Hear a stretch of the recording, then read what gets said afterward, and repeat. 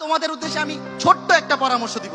ছোট্ট পরামর্শ যেটা আমি আমার জীবন থেকে উপলব্ধি করছি, সেটা হচ্ছে আমি যখন স্কুল লেভেলে ছিলাম, আমি একটা জিনিস কোনো একটা অনুষ্ঠানে আমি এটা দেখছিলাম, যে আমার ঠিক খেয়াল নেই আসলে কোথায় আমি এটা শুনছিলাম, যে ওখানে বলা হয়েছিল জীবনে হয় খুবই ভালো স্টুডেন্ট হও, অথবা এমন একটা স্কিল অর্জন করো যেটা বাকি 10 জন পারে না।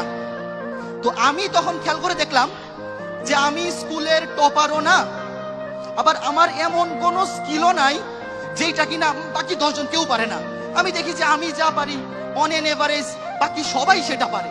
তাহলে আমি যেহেতু অনেক পরেও টপার বলতে ফার্স্ট সেকেন্ড থার্ডে ঢুকতে পারতেছি না, বাট এরকম কোনো স্কিলও নাই যেটা কেউ পারে না, আমি যা পারি সবাই পারে, তাইলে আমার মধ্যে স্পেশাল কি থাকবে? তখন থেকে আমি একটা জিনিস আইডেন্টিফাই করলাম, সেটা হচ্ছে টাইমিং। টাইমিংটা কি? যেমন সকাল 5:30টায় আমরা যখন স্কুলে পড়তাম, শীতকালে সকাল ওই যে ফজরের নামাজের পরে 5:45 বা 6টা, এই টাইমে আমাদের প্রাইভেট থাকতো। তো আমি দেখতাম বেশিরভাগ স্টুডেন্ট দেরি করে আসে, 6টায় প্রাইভেট আসে 6:30টায়, 6:20-এ, 6:25-এ, ইনফ্যাক্ট স্যারও আসতে আসতে হয়তো 10-15 মিনিট লেট হয়ে যায়। তখন আমি চিন্তা করলাম, ঠিক টাইমে কোনো কাজে পৌঁছাইতে পারা, এই কাজটা যদি আমি করতে পারি, অন্য 10 জন এমনি এই জিনিস পারবে না। এরপর থেকে আমাকে কেউ যদি বলে ভাই আপনি 10টায় আসবেন, তার মানে আমি হয় 10:00-তে যাব, 9:59-এ যাব, বাট এইটা কোনোদিন 10টা 1 হবে না, যদি এইটা খুবই ক্রাইসিস মোমেন্ট না হয়।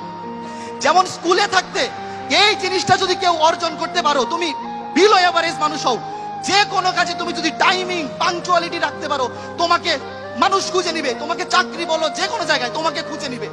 আমাদের স্কুলে থাকতে, আমি একটু বেশি সময় নিয়ে নিচ্ছি হয়তো, আমাদের যখন আমরা ছোট ছিলাম, ধরো স্কুলে ওই 9-10-এ তখন পড়ি, এলাকায় ক্রিকেট খেলা হইতো দল বেঁধে, যে এক গ্রামের সাথে আরেক গ্রাম ক্রিকেট খেলা, বা একটা ফ্রেন্ড সার্কেলের সাথে আরেকটা ফ্রেন্ড সার্কেল ক্রিকেট খেলা। তো ক্রিকেট খেলার সময় থাকতো 10টা, সকাল 10টা।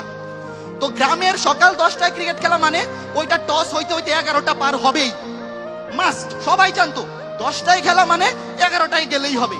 বাট আমাকে যখন জানানো হইতো যে খেলাটা সকাল 10টায়, আমি 9:59-এ গিয়ে বসে থাকতাম।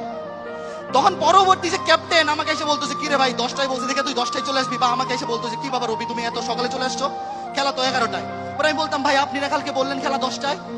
তখন উনি বলতো যে আচ্ছা আচ্ছা বুঝতে পারছি, তোমাকে 10টা বলছে মানে যে খেলা শুরু হইতে 11টা বাজবেই।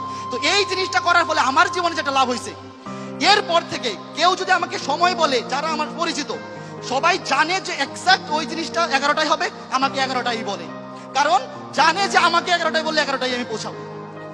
এই জিনিসটা যদি লাইফে এনশিওর করতে পারো, তুমি যেই কাজ করো, যেই প্রফেশনে যাও, দেশে থাকো বিদেশে থাকো, যেই প্রফেশনে যাও, তুমি অন্য 10 জনের চাইতে যে কোনো প্রতিষ্ঠানে একটা ভালো আউটলুক ক্যারি করতে পারবা।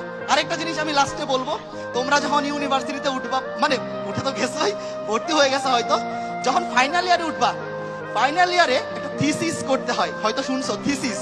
তো থিসিসটা কেমন? প্রতি সপ্তাহে যে একজন থিসিস সুপারভাইজার থাকেন, উনি বলে দেন যে এই এক সপ্তাহে তুমি এতটুকু কাজ করবা, তারপর পরের সপ্তাহের বুধবারে, আমাদের বুয়েটে এটা মেকানিক্যাল ডিপার্টমেন্টে বুধবার সকাল 10টায় থাকতো। তো আমার যে সুপারভাইজার স্যার, উনি ধরো আগের সপ্তাহে একটা কাজ আমাকে দিছেন যে আগামী বুধবার 10টায় তুমি দেখা করবা।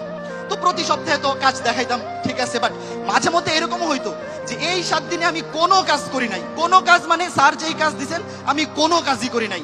তাও মানে অন্যরা কি করতো, যে এই সপ্তাহে কোনো কাজ করি নাই, তাহলে 2 সপ্তাহের কাজটা একসাথে করে একসাথে স্যারকে দেখাবো। আমি যেটা করতাম, বা আমার গ্রুপ যেটা করতাম, কোনো কাজ করি নাই, ডাজেন্ট ম্যাটার, বুধবার সকাল 10টায় আমরা উপস্থিত। স্যার আমাদেরকে জিজ্ঞেস করতেন তোমরা গত সপ্তাহে কি করছো, আমরা বলতাম স্যার আমরা কিছুই করতে পারি নাই। স্যার জিজ্ঞেস করতেন তাহলে আসছো কেন, দেখা করতে আসছো কেন, আমরা বলতাম স্যার আজকে শিডিউল টাইম ছিল, এই জন্য আপনাকে আমরা জানাইতে আসছি যে আমরা কিছুই করি নাই।